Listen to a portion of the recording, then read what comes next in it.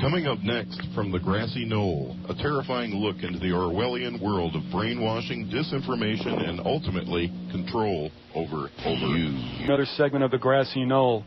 On this April 30th, 2004, April has come and it's just about ready to go. This is Visigoth. Harry is en route. He's always en route. He'll be with us later.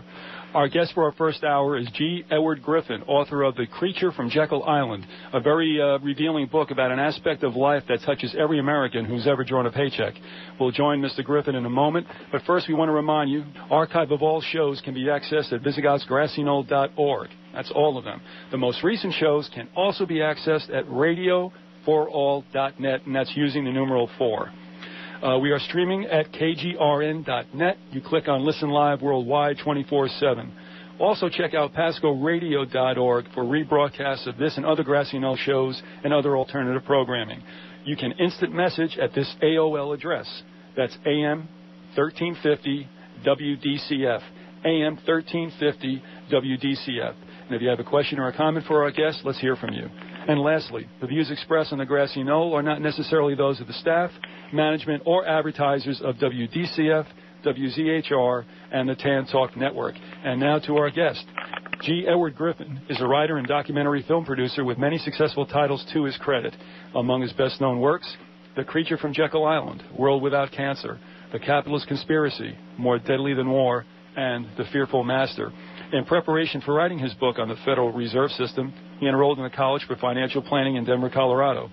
His goal was not to become a professional financial planner, but to better understand the real world of investments and money markets. However, he did become a certified financial planner in 1989. Mr. Griffin is a contributing editor of the New American Magazine, the creator of the Reality Zone audio archives, and is president of American Media, a Southern California-based publishing and video production company.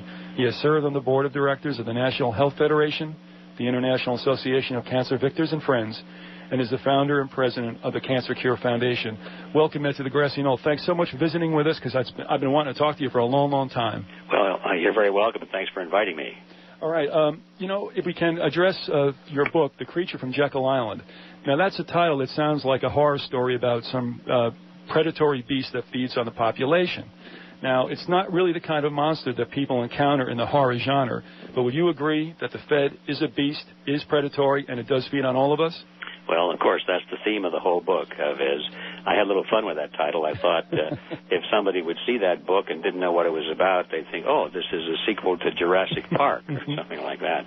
But, it definitely, I agree with you. And the title actually has some meaning. It's not just a tricky title to look alluring or mysterious, because Jekyll Island is a real island. Mm-hmm. It's, we think in terms of Dr. Jekyll and Mr. Hyde, we have that connection. But Jekyll Island is a real island. It's off the coast of Georgia.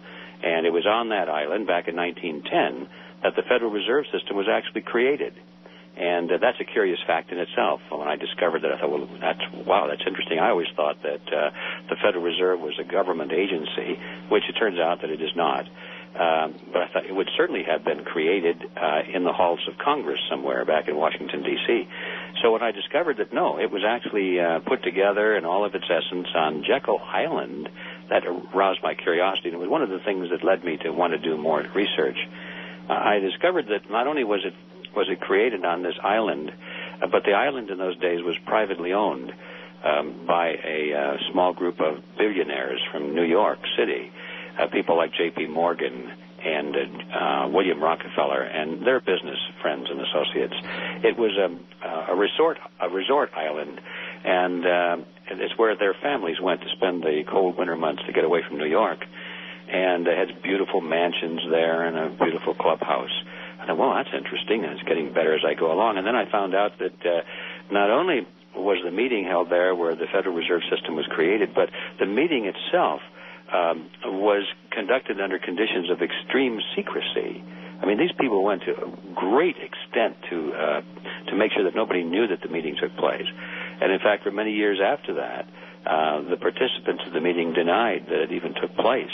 And it wasn't until after the Federal Reserve System was formed 3 years later, back in 1913, when it was passed into law, and even after that, after it became gradually accepted by the American people as a wonderful institution Only then did these men begin to speak openly about the role they played and to admit that it was really formed under their tutelage and so forth. They began to speak out about it. They wrote books on it. Their biographers wrote about it and so forth. So now you can go to any well-stocked library and learn in great detail who was at the meeting and what they talked about and what their motives were and so forth. But the conditions of secrecy were extreme, so extreme that I can assure you that most wars of history were plotted under conditions of less secrecy than this. And so all of that aroused my curiosity. I thought, well, you know, when something is done in secrecy, there's usually something to hide. And so I came up with a question. I'm going to find out what these guys were trying to hide if I can. And by this time I was hooked. It was like unraveling a great a mystery story, a whodunit. And that's how I approached the topic of it. I've read quite a few books on the Federal Reserve, and most of them are written as textbooks, like the student is trying to learn how to become a banker or something like that. And this is not the story as I see it. This is a mystery story. It's a whodunit. And the purpose of my book is to unravel the mystery, to show who did it, what they did, where the bodies are hidden, and all that sort of thing. May I ask you to do this? I have heard some archived audio of a speech that you gave to some organization regarding the Federal Reserve, and you made it very clear how the Fed works with the example that you used. May I first ask you to go ahead and explain to folks what the Federal Reserve is and how they do what they do? Yes, I'd be glad to do that. That's the heart of the whole matter.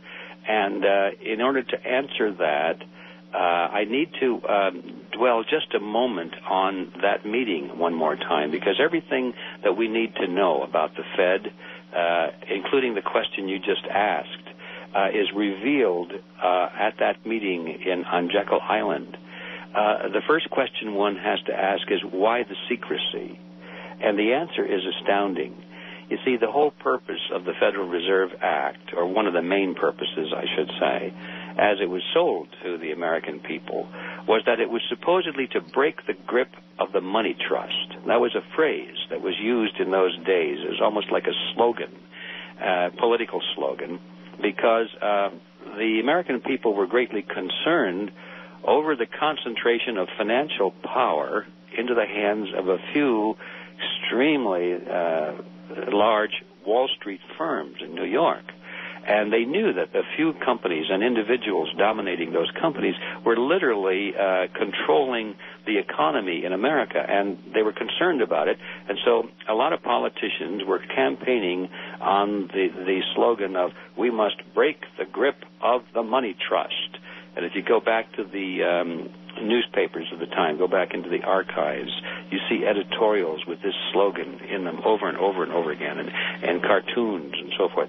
So when the Federal Reserve Act was finally offered to the voters, it was offered as a means of breaking the grip of the money trust. And lo and behold, who do you suppose wrote the act? Well, it was the money trust. In fact, when you look at the men who went to that meeting on Jekyll Island, and you read down the list of their names, I've got them all in the book, and if we have time, we might want to come back to them. Sure. But they add up, according to the observers of the time. This is not my estimate, but this comes right out of the newspapers and magazines of the time, 1910, that these men in aggregate owned or controlled indirectly 1/4 of the wealth of the entire world. Now, that's an incredible concentration of financial power into the hands of 7 men who went to Jekyll Island and created the Federal Reserve System, supposedly to break their own grip over the economy. So, you see, if the public had known that the act, the Federal Reserve Act, which was to break the grip of the money trust, was in fact written by the money trust, well, then the fraud would have been out in the open, and the act would never have passed. So, now with that having been said, we come back to your question. What is the Federal Reserve System, and what does it do? Since it was created by these people, obviously they didn't create it to break their own power. They created it to look like they were breaking their own power so that the public would go back to sleep and say, we got ourselves an act of Congress now, everything's taken care of, and then go back to sleep. So what happened at that meeting is that these men who met there and created the Federal Reserve Act, each in their own way, represented a powerful financial force. We had representatives of J.P. Morgan, several of them actually. J.P. Morgan was astride the banking industry and the insurance industry. Tremendous concentration of financial power there. William Rockefeller was well represented. Kuhn Loeb and Company, which was a large investment company, was well represented. And these people, in Kuhn Loeb in particular, were representatives of the Rothschilds in England and France. And one of them, his name was Paul Warburg, who later, he actually probably was the most important person there because he had great technical knowledge of banking, whereas the others were not up to his speed. Warburg remained a very close business relationship with his brother, Max Warburg, who was in charge of the Warburg Financial Consortium in the Netherlands and Germany. So you get the Rothschilds, the Warburgs, the Rockefellers, Kuhn Loeb and Company, all working together. These people, prior to this period in history, were competitors.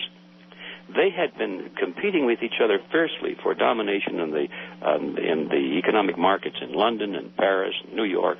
A little blood all over the battlefield when they were struggling for dominance. And they came to a point about the turn of the century where they decided that competition was not a good thing between themselves because each of them was so strong now and so large that they couldn't knock any one of them out of the arena. So they decided to quit competing and start working together. Now, when corporations do that, it's called a cartel.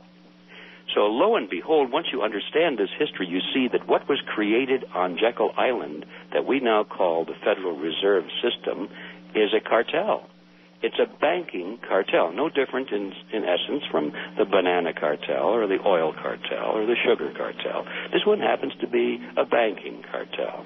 And it was a structure by which they brought together the largest, most powerful banks, and they decided to cooperate with each other instead of compete and dominate the world market, or at least the American market, as to control their competition, to make sure that future competitors did not arrive on a seriously competitive plane.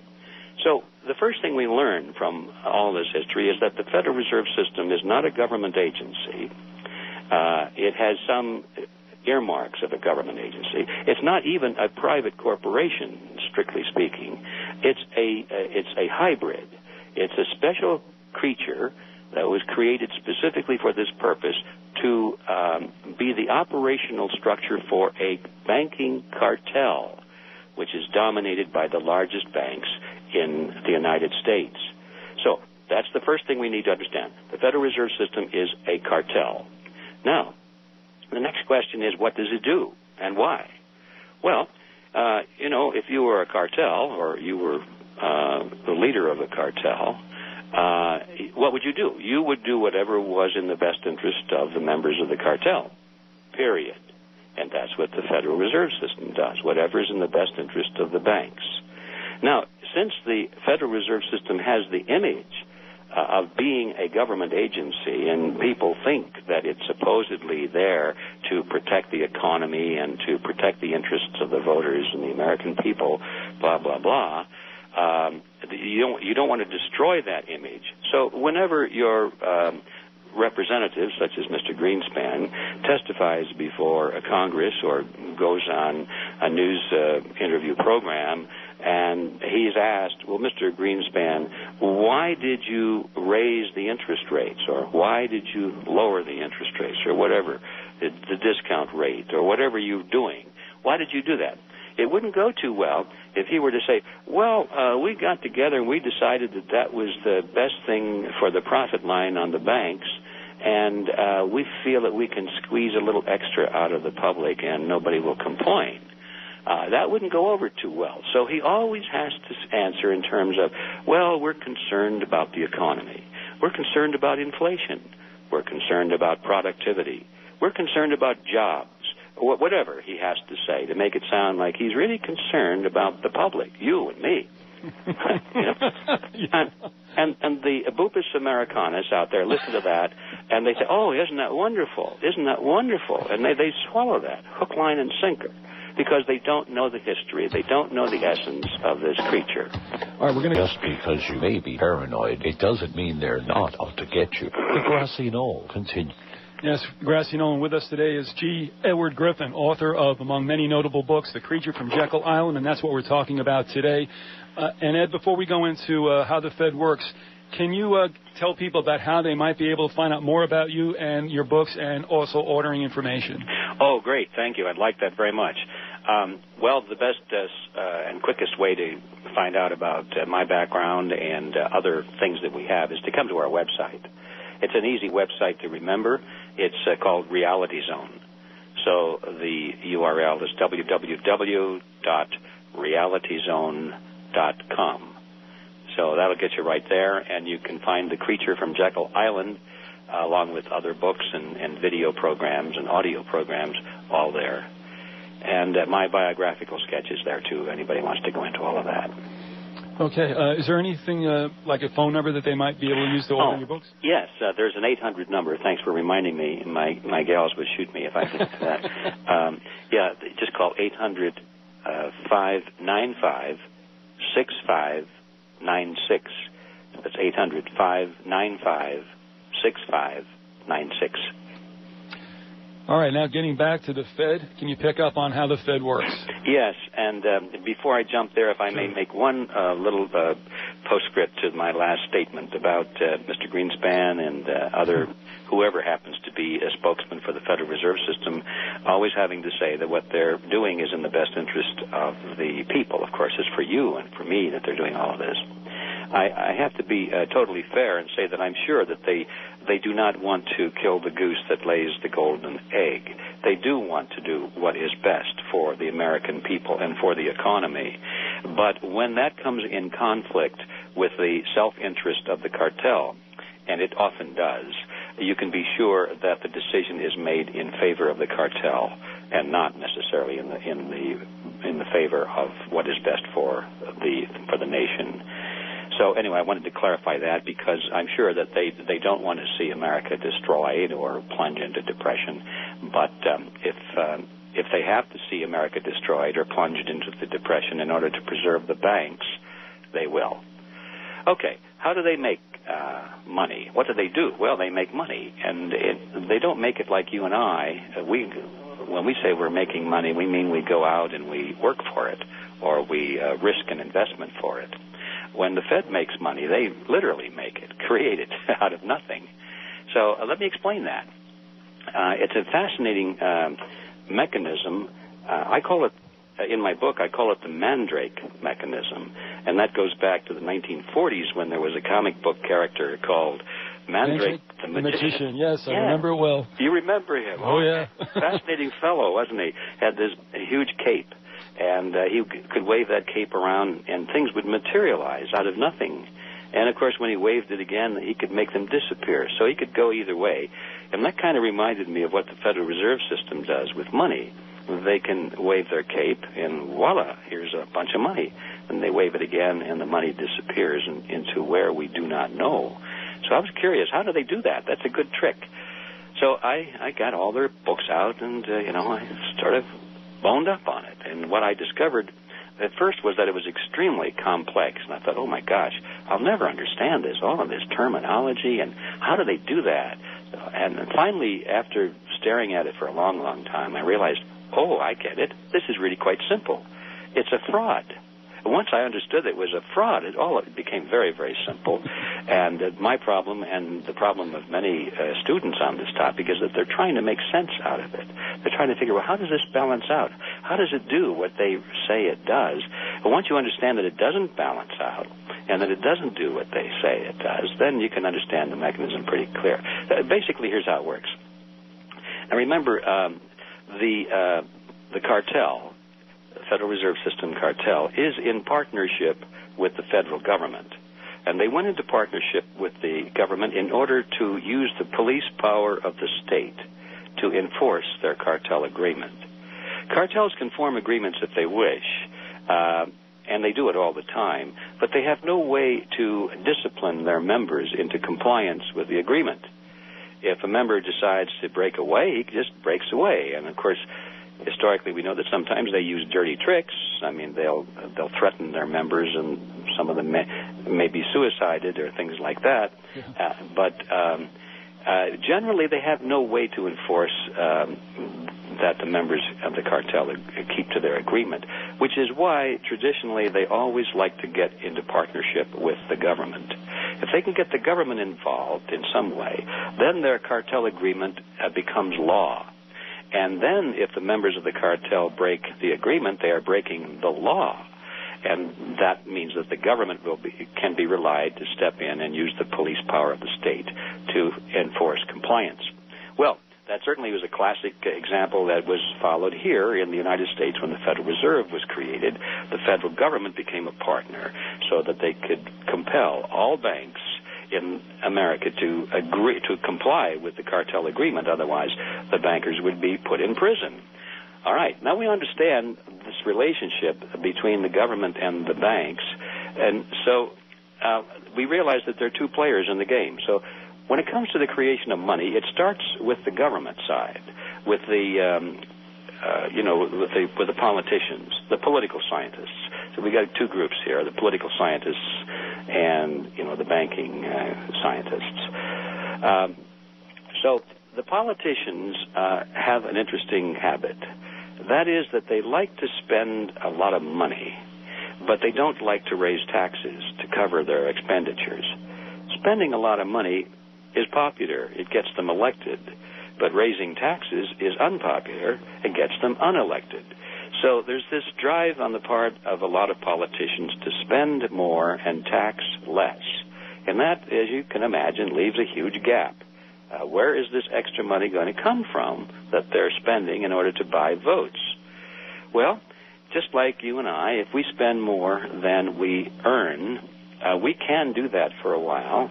There are several ways that we could. First of all, we could steal it.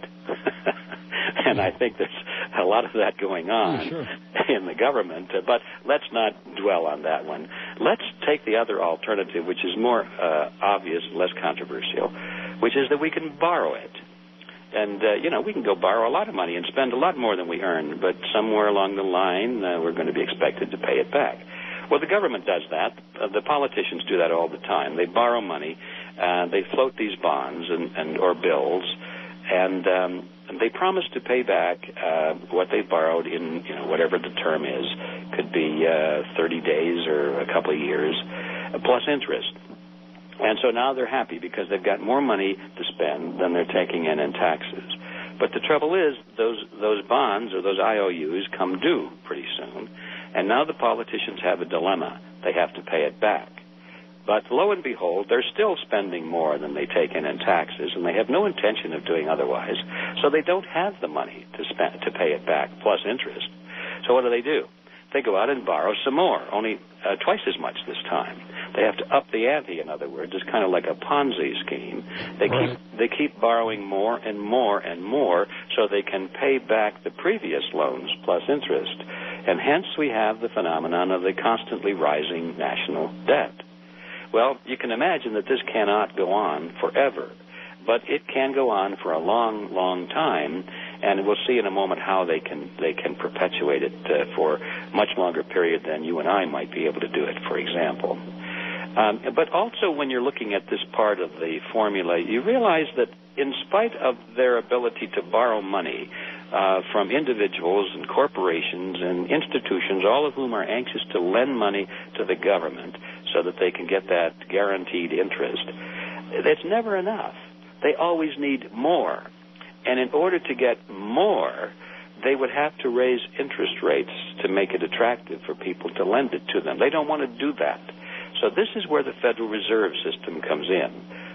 For this shortfall, the amount that they want to borrow, but the public is not willing to lend at the existing rates, now they go down the street to the Federal Reserve System.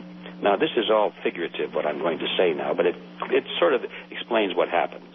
Let's imagine that the Treasury official walks into the Federal Reserve building, And the president of the Federal Reserve sees him. He says, well, come in, sir. We've been expecting you.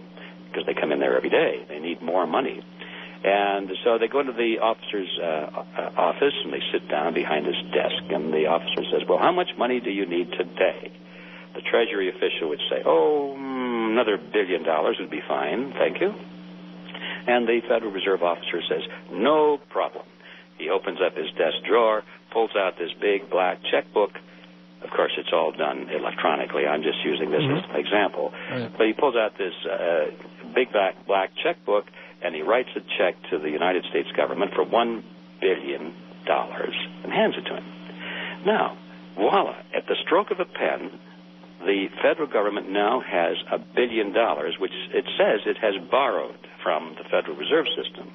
But now, where did the Federal Reserve System get the money to lend it to the federal government? And the amazing answer is they didn't get it from anywhere. It didn't exist. There's no account, there's no money there to lend. What the Fed did is actually created money out of thin air when it wrote that check.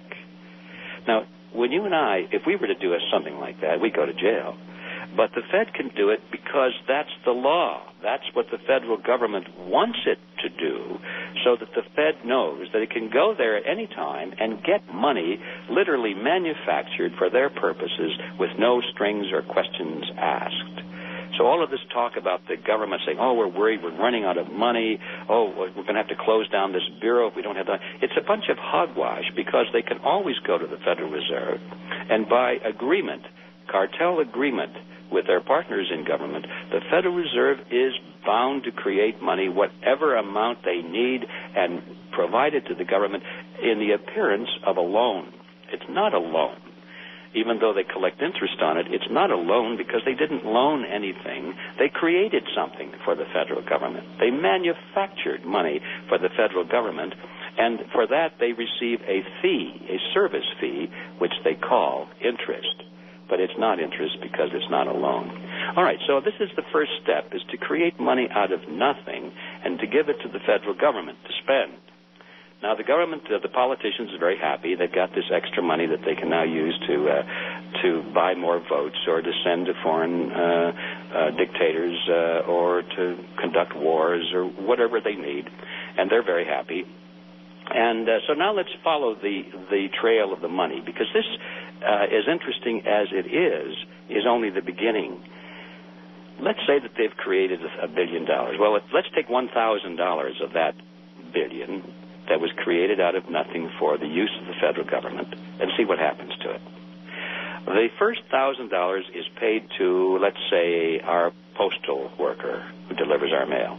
He works for the federal government, and he gets a paycheck, and he gets $1,000, and he doesn't dream that that money in his paycheck didn't exist the day before.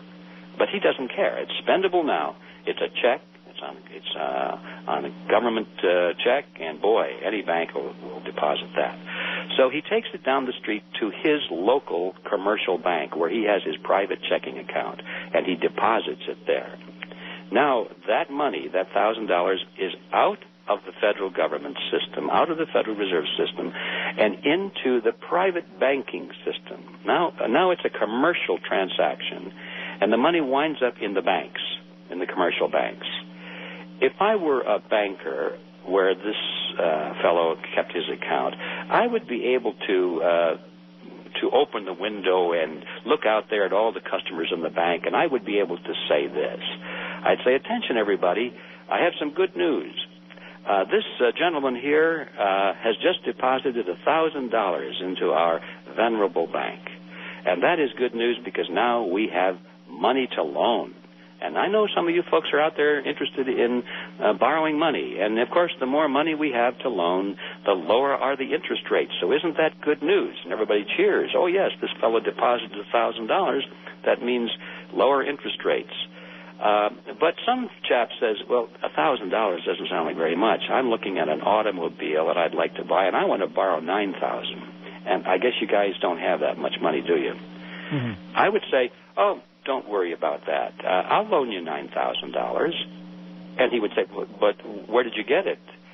He only deposited $1,000. And if I were really a professional, I'd say, well, it's very complicated, my good man. You need not worry about it. It's just the way banking is. And trust us, it's very successful and very secure. So, in truth, I would be able to loan up to $9,000 based on that $1,000 deposit, because those are the rules created by the Federal Reserve System in controlling the banks. Where does the extra money come from? Well, it came from the same place that the money came from when they loaned it or appeared to loan it to the federal government. It comes from heaven. It comes out of the thin air. It comes out of the sky. It's manufactured out of thin air precisely at the moment that the loan is made. Now, that's a pretty nifty arrangement, I think you can imagine. I wish I had a magic checkbook like that, where I could just write checks. I don't have to have any money in the account, but I can make loans. Even though I don't have the money, I can loan it into existence and then collect interest on it. Now, you see, the money is paid back and then goes back out of existence when it's paid back. But in the meantime, the borrower has to pay interest on it. So now put yourself in the position of the bank. You are now collecting interest on nothing. And now we've got the secret of the banking system. So this is all made possible by the Federal Reserve System. This is the scheme, or I call the scam, that was legalized and institutionalized on Jekyll Island. All the trouble you've ever been looking for. That's right. We're back at the Grassy Knoll with G. Edward Griffin, the author of The Creature from Jekyll Island, An Anatomy of the Federal Reserve. And again, can we start off this segment, if you would, Ed, by giving people information on how they get to know more about you, your products, and the information you have to offer? Yeah, thanks, Biz. That would be very easy. Just come to our website, which is the Reality Zone. And so that's www.realityzone.com. And our toll-free number for any of our books or audio tapes or videotapes, and we've got a whole bunch of them. In fact, we have over 100 of them on topics similar to this, is 800-595-6596. All right. If you want to tie up any loose ends from the last segment, we went a little long, and for obvious reasons. I mean, that we didn't want to break that up. And when you were describing how they make money out of thin air, the Fed that is. If you want to address anything else and close that segment up in the next, like, say, 6 minutes, we'd like to go off and also speak about some of the personages and how those family lines are still with us today. Well, I suppose that is a good thing to go into. It's a huge topic. The names I think I did not mention earlier, but I can go over them very quickly. Those 7 people that participated in the creation of the Federal Reserve System. The first one was Nelson Aldrich, who was a senator at that time. He was in charge of the National Monetary Commission, which was the special committee of Congress that proposed the Federal Reserve Act. He was a business associate of J.P. Morgan. He was father-in-law to John D. Rockefeller, Jr., and a very, very wealthy man. As a matter of fact, they all traveled to Jekyll Island aboard his private railroad car, which was parked there at the New Jersey Railroad Station. Good old Hoboken, that's right. Yeah, well, having a private railroad car in those days is, I suppose, the counterpart would be to have your own Learjet today, or possibly maybe even Air Force One. I don't know, is bigger than a Learjet. But anyway, the next man was Abraham Piatt Andrew, who was Assistant Secretary of the U.S. Treasury. He was the only government official there, but he really wasn't so much representing the government, because his strong point, his connections were in banking. That's the reason he was in Washington as Assistant Secretary of the Treasury, not because he was a politician, but because he was a banker, and his contacts were on Wall Street.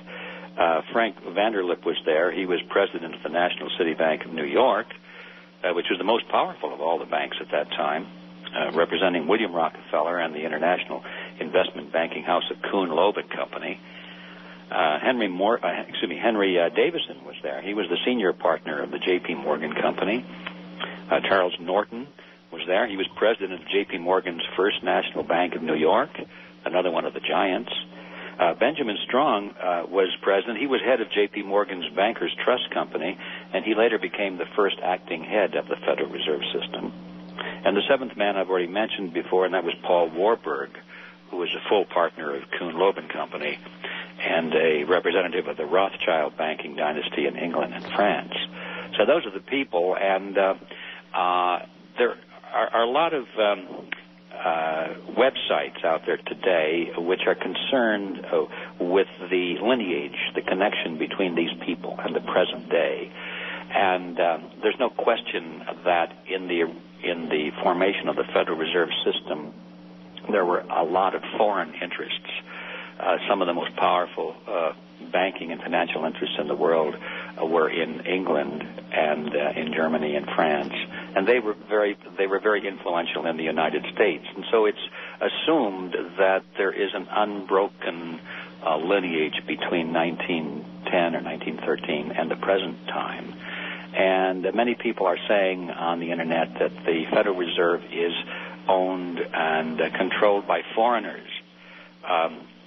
This may not be of general interest to your listeners, but it's of great interest to me because I think this argument is going down a wrong path.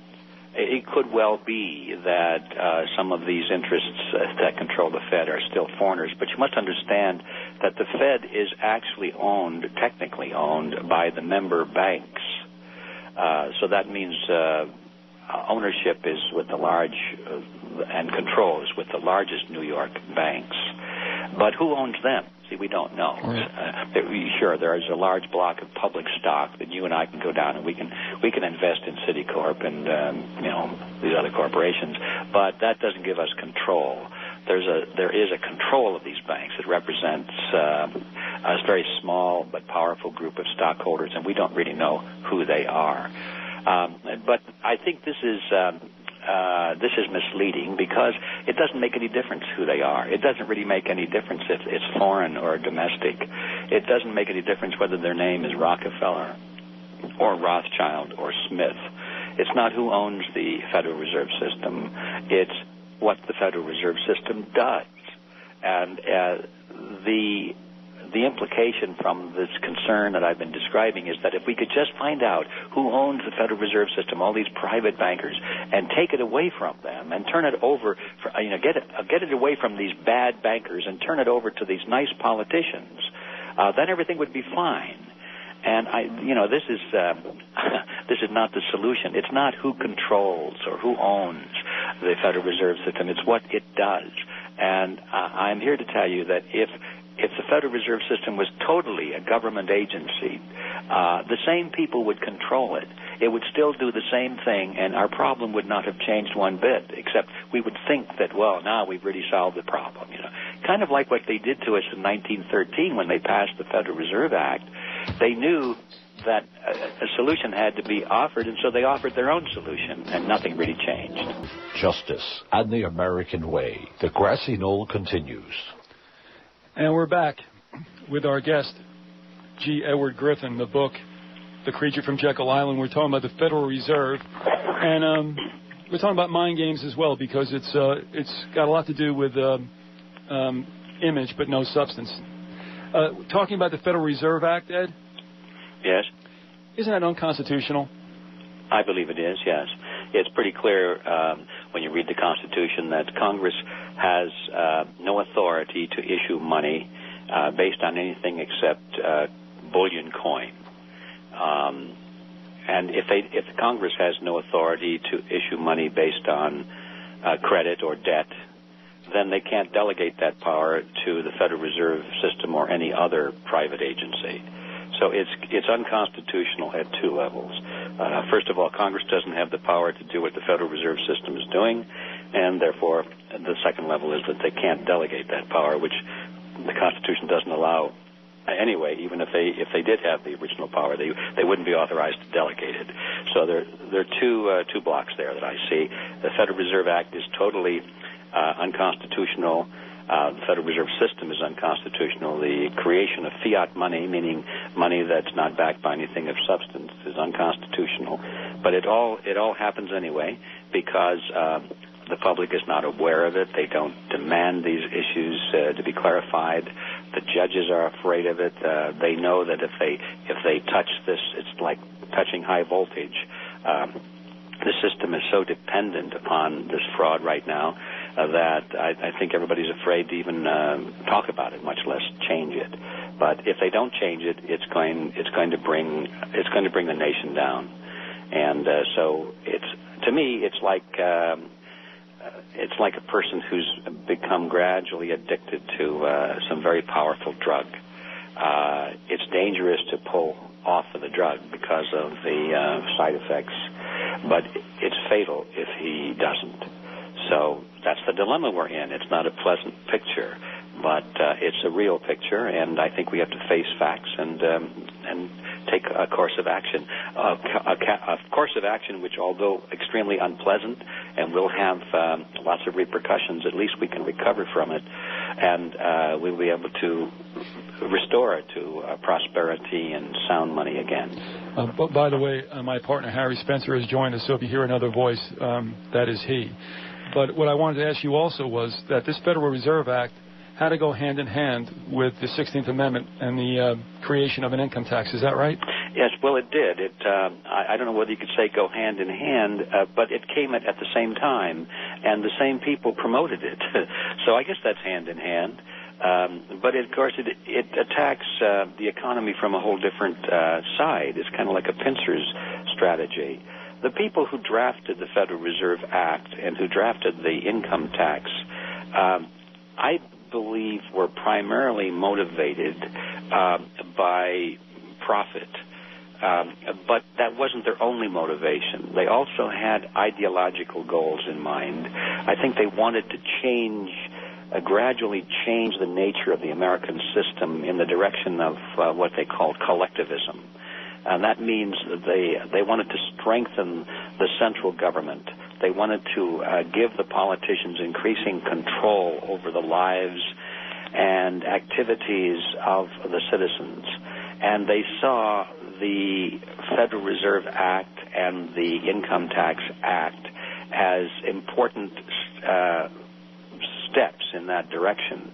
Over the years, the descendants of these people, I believe, have become more motivated by this ideological stratagem than they are by profit. So it's sort of slipped the other way. The teeter-totter's gone the other way. So that today, I think what motivates the people who are running the show is more ideological than it is economics. You said that this system would, if continued, and of course it will, would bring down us financially. But if we go down financially, what about the globe? Isn't everybody more or less in the same boat? Well, yes, it is. And that's one of the reasons there's such a strong and almost desperate dash for world government now, is because if individual nations are allowed to exist with any kind of economic sovereignty or military sovereignty, then if one falls, people can escape to the other, or at least you can see that one system was inferior to the other because it fell and the others didn't. And so those who are in danger of falling do not want to be isolated. They want to be coupled with everybody else in the world so that whatever happens in their nation or their region, they cannot fall because they're coupled with everyone else. So the whole world will fall, perhaps. But if that's the case, they all go down together, and nobody can point the finger to the other guy as being worse. That's kind of what happened with the Federal Reserve System when they decided to cartelize it. Banks were failing in the United States because of very questionable banking practices. So they decided we don't want one bank to fall and make the others look good. Let's get all together, and so that no one bank can fall. And the whole system might fall, but no one bank can fall. And so now I think we're seeing that same formula being applied to the world. Do you believe that the Fed was the extension of the central bank that the Founding Fathers really didn't want, that Hamilton succeeded in getting through and stayed with us? Is there a relationship between the two? Well, yes, although there were some mixed emotions among the Founding Fathers about the central bank. As you know, we had a central bank in place in the colonies, in the Federation of States, even before the Constitution was drafted. And I believe it's called the Bank of North America. And it was accepted when they drafted the Constitution. So when the nation was born, we had a central bank. It's incredible, but we did. And, of course, it failed, and it was devastating to the economy, and they were wise enough, instead of propping it up with tax subsidies and supporting it like we do now, they were wise enough to get rid of it. And so that was one of the reasons, I believe, that our nation prospered, is because we were not saddled with a central bank for the early part of our existence. But, yeah, there was mixed emotion at the time of the founding of our republic as to the value of a central bank. And for the benefit of your listeners, I should explain that a central bank is a code word. It doesn't mean much, really, unless you understand it. It's merely a code word to describe this relationship that we're talking about, where private banks are given the power to create money on behalf of the government. That's what they call a central bank. So anyway, there was mixed feelings about that. And unfortunately, although our founding fathers were pretty clear on the disastrous effects of printing money and creating money out of nothing using the printing press, they were not sophisticated enough to recognize the same process when it manifested itself through banking, through the creation of money through banking out of nothing. They didn't see how that worked because it was more complex. And so those people who were opposed, some of them who were opposed to printing money out of nothing, were not opposed to the creation of money out of nothing through the banking system. So it's an interesting slice of history. But we're coming up against the hour, and I wanted to ask you if you wouldn't mind, again, ordering information and informational sites where people can learn more about you and your message. Yes, thank you. The 800 number, of course, is the quickest and easiest. You can reach our offices at 800-595-6596. Or you can go to our Reality Zone website, which is www.realityzone.com. And I might add, for those who are interested in solutions to these problems, not just learning about the problems themselves, but actually what we can do about it, we have another website, which I highly recommend. Right. And it's Freedom Force International. It's a long phrase, but it's easy to remember. freedomforceinternational.org. That stands for organization. I think you'll like what you see there. Can you give us a little capsulization as to what is there? Well, yes. I think I've already given it away when I said it's a solution. One of the things that has bothered me for so long, is that many of us have been reading about these problems, we're writing about them, we're learning about them, we hold conferences on them, we send letters to our elected representatives asking them to follow the rules and be nice. We're always on the outside of the halls of power, looking in, and nothing happens because we have no power ourselves. All the power is in the hands of those who have another point of view. And so I decided that we should do something about that. And so we created an organization called Freedom Force International, which is to train people how to reacquire power.